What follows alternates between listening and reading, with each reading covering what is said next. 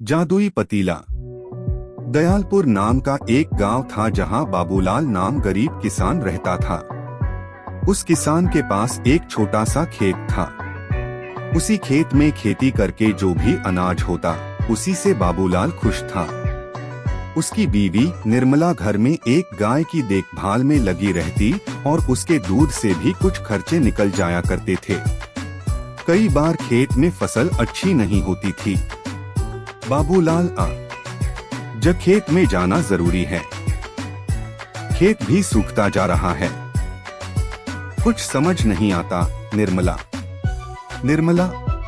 खेत में दिन रात मेहनत करते हो लेकिन फिर भी फसल अच्छी नहीं होती। भगवान ना जाने कब तक हमारी परीक्षा लेंगे। बाबूलाल, शुक्र है हमारे पास यह गाय है, नहीं तो हमारे घर में कुछ भी खाने को नहीं होता। निर्मला, देखो जी, हम इस गाय के दूध के व्यापार को बढ़ा लेते हैं जिससे कुछ तो पैसे आएंगे घर चलाने को। बाबूलाल, बोल दो तुम सही रही हो, लेकिन खेत को भी तो नहीं छोड़ सकते। कभी ना कभी तो बारिश होगी जिससे खेतों में नमी आ जाएगी और फसल अच्छी होगी। निर्मला, क्या करें, कुछ समझ नहीं आती। मैं इस गरीबी से तंग आ गई। माँ जी की दवाइयों का खर्चा भी बड़ी मुश्किल से निकल पाता है। बाबूलाल, तू मत चिंता मत करो निर्मला, भगवान के यहाँ देर है अंधेर नहीं। खेत में कुछ काम बाकी बचा है, मैं उसे निपटा कर आता हूँ। तुम माँ और बच्चों का ध्यान रखना। अच्छा। निर्मला जी ठीक है। बाबूलाल घर से निकलकर सीधा खेतों की तरफ जा रहा था। उसे रास्ते में महान पंडित मिले।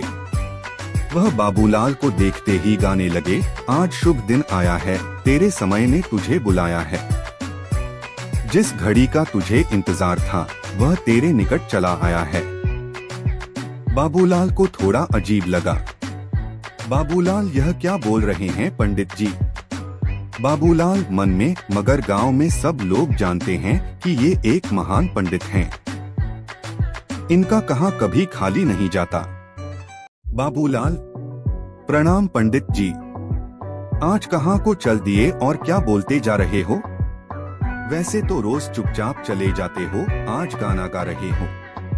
पंडित बाबूलाल को ही घूरे जा रहा था और वही गीत गाए जा रहा था, आज शुभ दिन आया है, तेरे समय ने तुझे बुलाया है।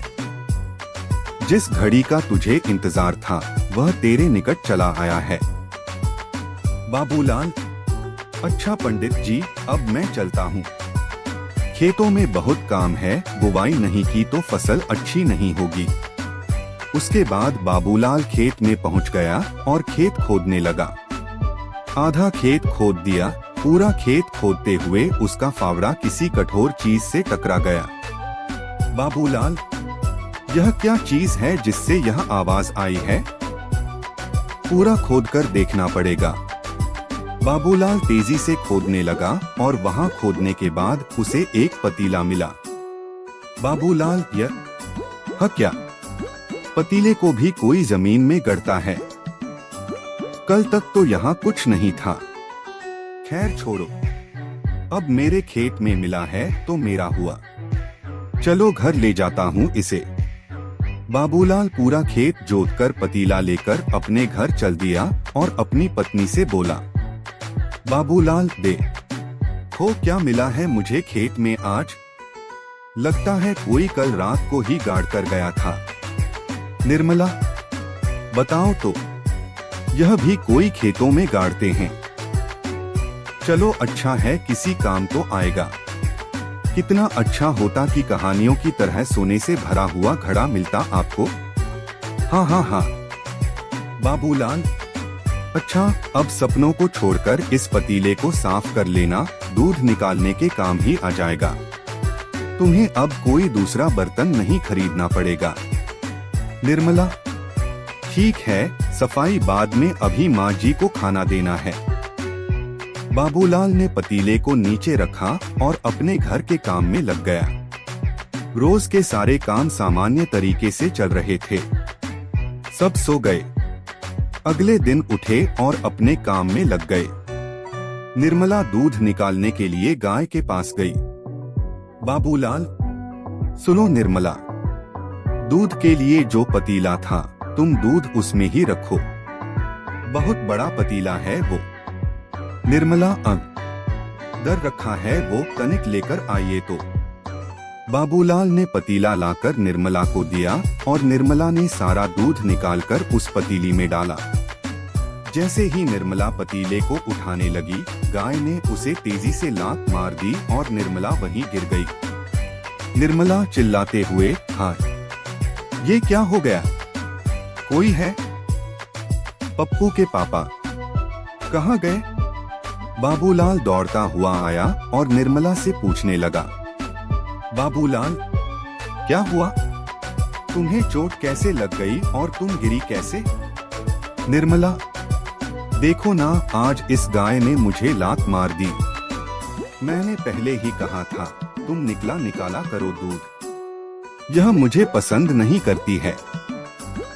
बाबूलाल, ठीक है, आराम से उठना। बाबूलाल ने निर्मला को उठाया और आराम से खटिया पर बैठा दिया। इसके बाद बाबूलाल ने पतीले को उठाकर एक तरफ रख दिया। निर्मला, अरे सुनो, दूध के पतीले को सही जगह रख दो, नहीं तो मेरी सारी मेहनत बेकार हो जाएगी। बाबूलाल ने सुना नहीं और गाय के पास काम करने लगा। वह गाना गाकर गाय को सुनाने लगा, क्योंकि उसकी गाय उसका गाना बहुत अच्छे से सुनती थी। बाबूलाल गाना गाते हुए, दयालपुर का वासी हूँ। बाबूलाल है ना, सीधी साधी बोली मारी, सीधा सा है काम। दयालपुर का वासी हूँ। बाबूलाल है ना, सीधी साधी बोली मारी, सीधा सा है काम। निर्मला, ये तुम्हारा गाना सुन सुनकर ही बिगड़ी है, मुझे तो यह बिल्कुल पसंद नहीं करती। बाबूलाल कुछ सुन ही नहीं रहा था। तभी पतीले को बच्चों ने खेलते हुए गिरा दिया और सारा दूध गिरने लगा। निर्मला, रे देखो तो बच्चों ने यह क्या कर दिया, देखो जरा। तुम तो रुको, तुम दोनों को अभी बताती हूँ मैं। बाबूलाल, रे क्या किया तुम दोनों ने, यह दूध का पतीला गिरा दिया। रुको बताता हूँ तुमको, तुम्हारा तो रोज का हो गया है। निर्मला, अरे उसे छोड़ो, यह देखो क्या हो रहा है। दोनों पतीले की तरफ ध्यान से देखते हैं, उसमें से दूध खत्म होने का